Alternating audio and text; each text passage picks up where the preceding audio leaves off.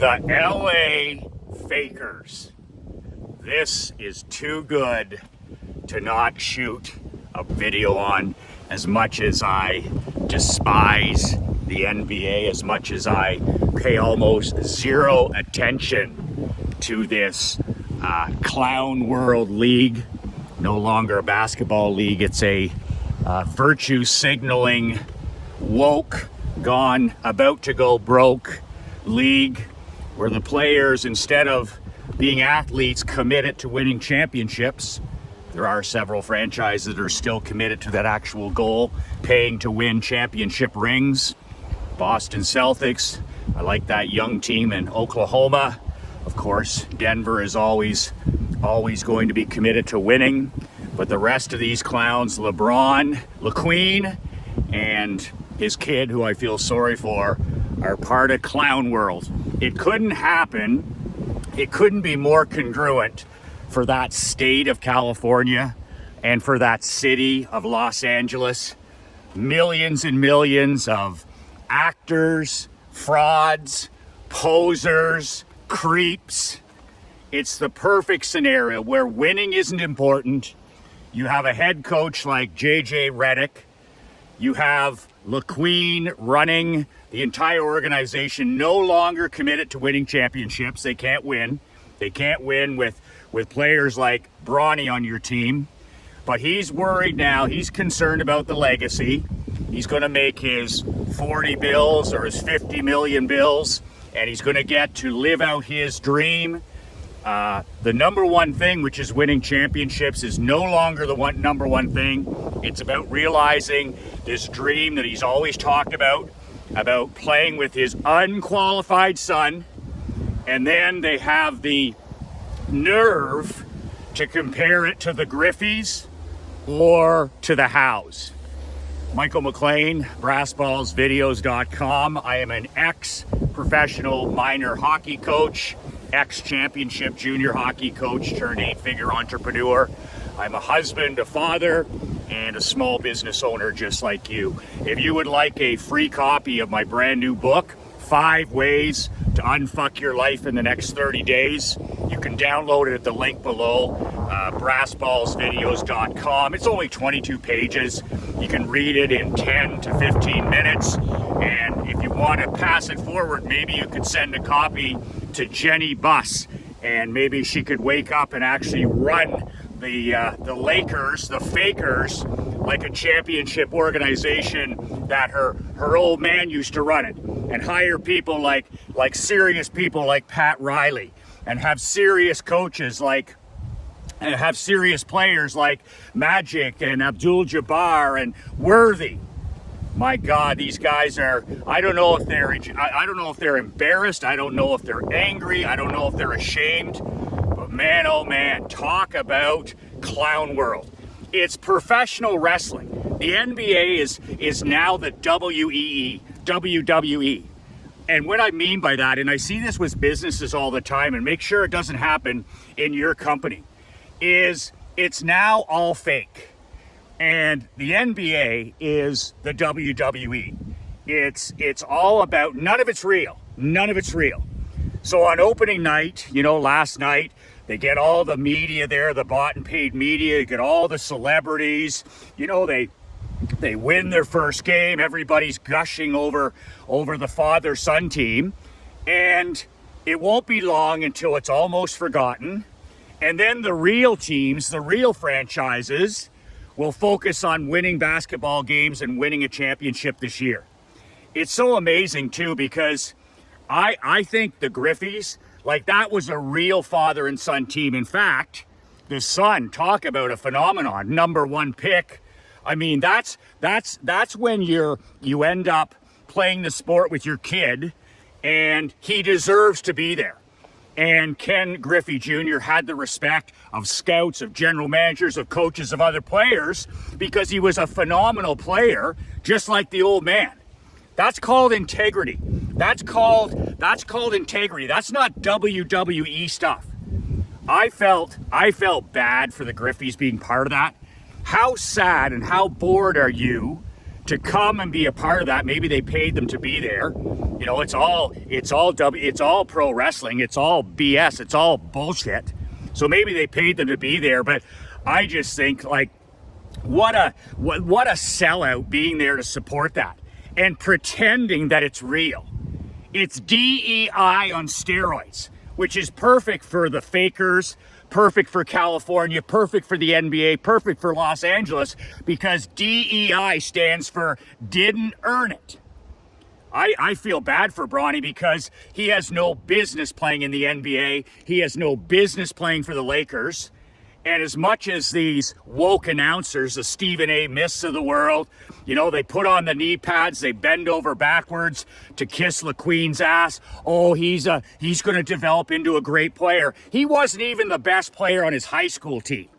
And then you put the kid in a situation where, you know, you can play him a little bit on opening night. Maybe you can play him against some of the cupcakes and the weaker sisters. But if the team has any ambition to win a championship, you can't have guys on your roster like that. In hockey, where I come from, minor pro and our championship junior teams, we had 23 players. And the 23rd player is almost as important as the first. That's what I learned. You can't win unless your team is loaded for bear. You can't win unless you have absolutely no visible weaknesses.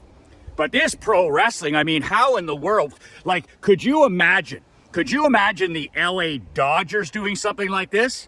Yeah, I know you're winding up your career at age 40. We'd love to draft your kid. He can't really play. We'll bring him into camp. He doesn't have to play single A. He doesn't have to play triple A. And we're going to put him in the lineup on opening night because we're committed to winning championships.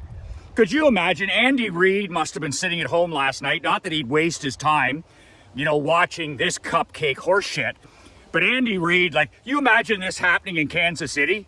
Yesterday, he's making a trade to make the Chiefs even better because 6-0 isn't good enough. Mahomes needs even more help, and they're committed to winning a third straight championship.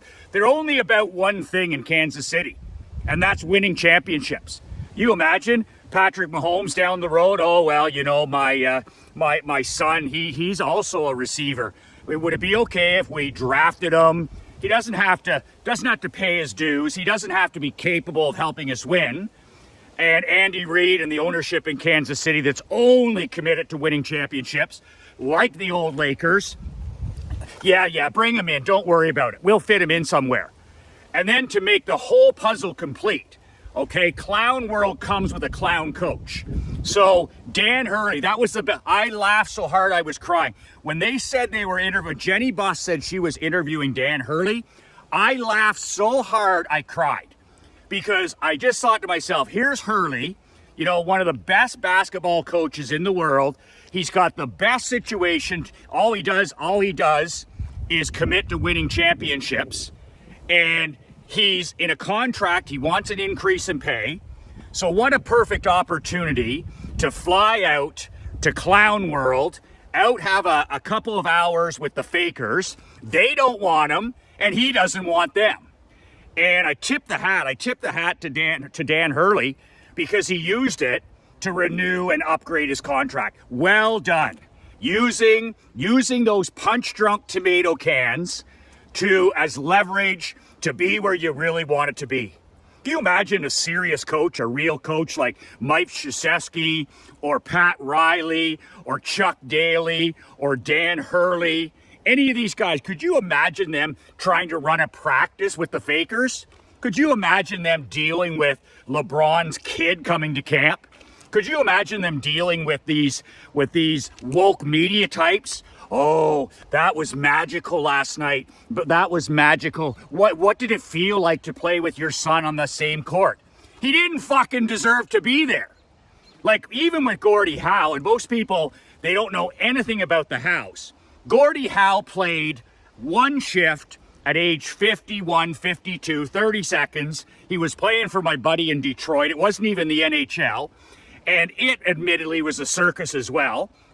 But, you know, his two sons were legitimate players. Like, Marty was a mediocre minor pro player. And of course, Gordie, one of the greatest of all time. I have him number 3. Gretzky, Orr, and Howe. And of course, Mark Howe was one of the greatest defensemen of all time. Greatest of all time. That's a big difference. Greatest of all time. And even then, it was a bit of a stretch where it's like the old man's in his 50s. He goes out on the ice for 30 seconds, get him the fuck off before he has a stroke or a heart attack. But he's playing with two legitimate pro players, especially Mark, who was one of the most outstanding defensemen to ever put skates on.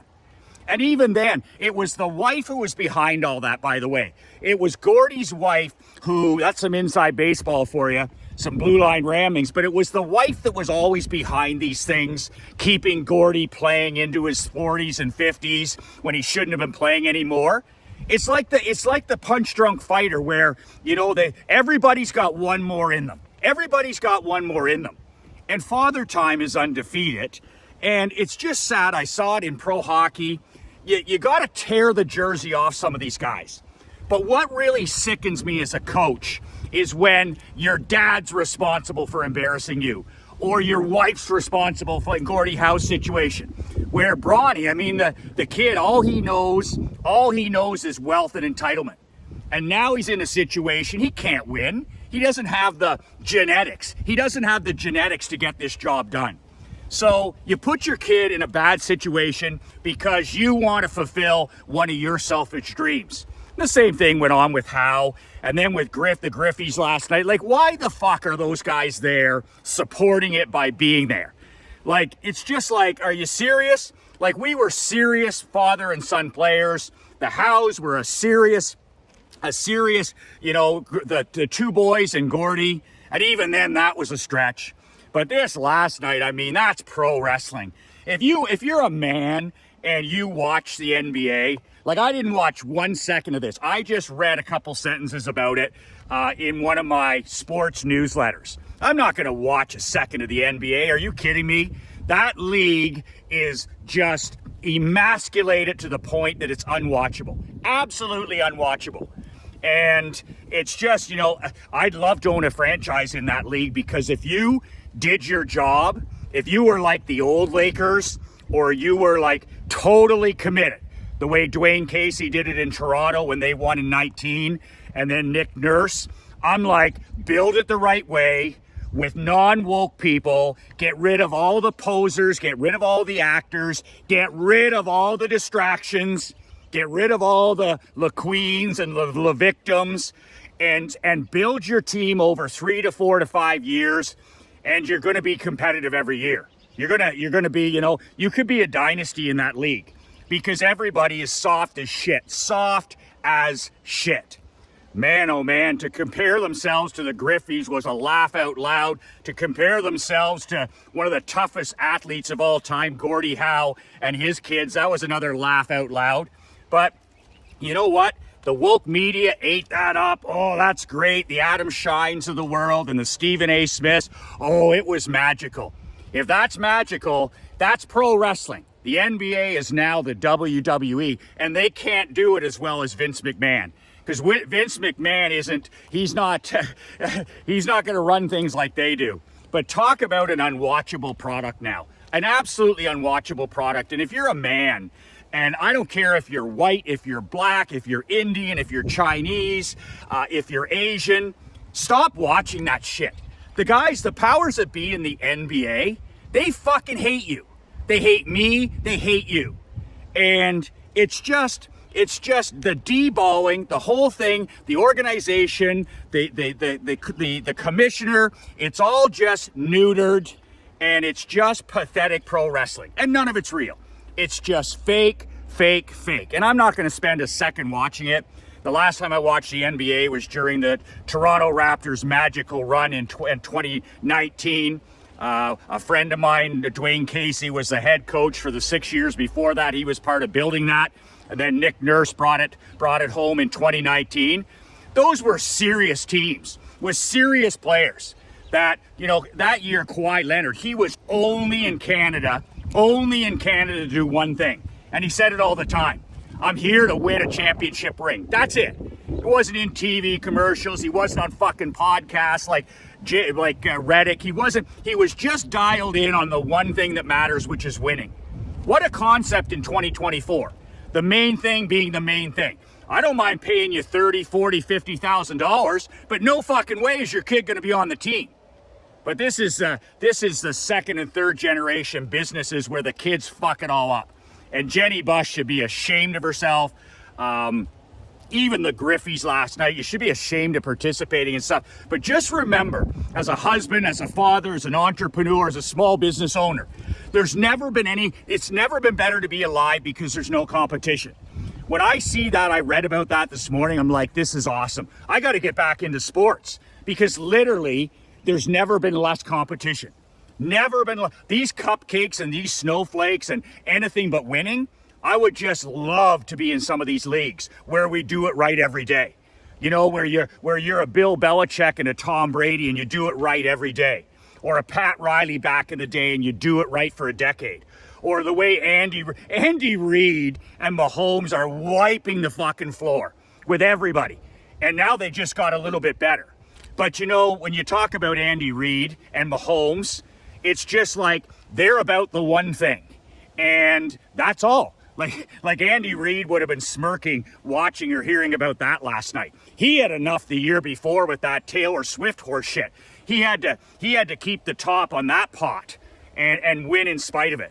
But when you have a leader like Mahomes, or you have a leader like Joe Montana, or you have a leader like Magic Johnson or James Worthy, or you have a leader like Wayne Gretzky or Sidney Crosby, I mean, they don't tolerate this shit. Michael Jordan, could you imagine? Oh yeah, by the way, I have a nephew who's pretty good. Do you mind if he takes a few, if he sits on the bench so we can sit together for the first time in history? All Jordan gave a shit about was winning. Phil said to him, do you want it? We'll bring in Rodman, but he's a pain in the ass. And Jordan's like, if he can help us win, bring him in and I'll handle him. Cultures that are just and we're only committed to winning. And I mean, nowadays, there's so few of them. It's such a wonderful opportunity. If I was the Celtics now, or I'm that up-and-coming Oklahoma team, I'm like, if I'm the owner or the coach or the general manager, I'm like, let's button this shit down. Let's take this to the next level. Let's get even more hungry, more focused, because we have all these clowns, all these circuses that are not serious people, not serious players, not serious contenders. The chance of us, it's only going to be a handful of teams in sports now that can win.